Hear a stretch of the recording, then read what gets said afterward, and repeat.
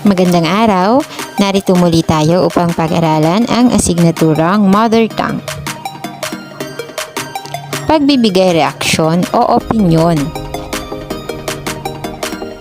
Inaasahan ding nakapagbibigay ka ng sariling reaksyon o opinyon sa mga balita at isyung napapanahon.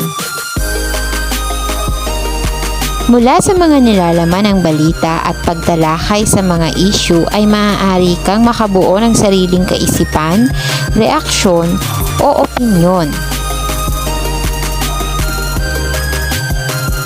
Ang pagbibigay ng reaksyon ay isang madamdamin at pangkaisipang pagpapahayag tungkol sa isang issue o usapin. Ito ay naaayon sa iyong personal na isipan, damdamin at karanasan.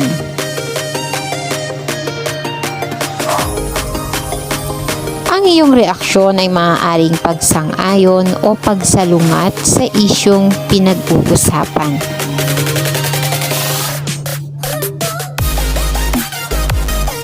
Kadalasang nagsisimula ang paglalahad ng reaksyon sa mga ganitong salita. Para po sa akin pong palagay, naniniwala po ako na kung ako po ang tatanungin,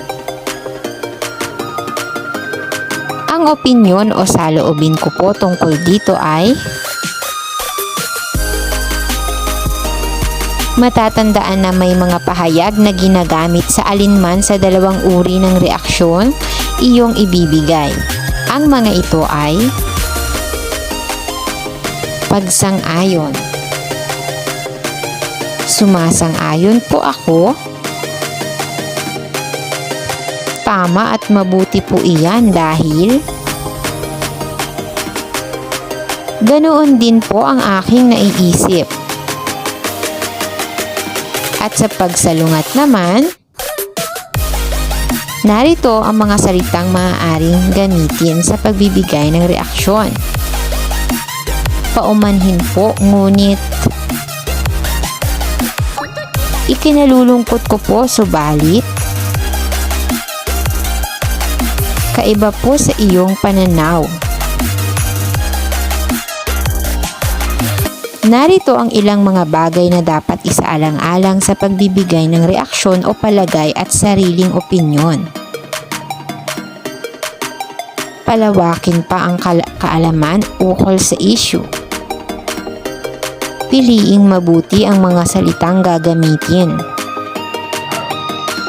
Gumamit ng magagalang na mga salita. Gawing simple o payak ngunit malinaw ang iyong pahayag. Ang opinyon o saloobin ko po tungkol dito ay tandaan, ang pagbibigay ng reaksyon ay isang madamdamin at pangkaisipang pagpapahayag tungkol sa isang issue o usapin. Ito ay naaayon sa iyong personal na isipan, damdamin at karanasan. Ito lamang para sa araw na ito. Maraming salamat sa iyong panonood.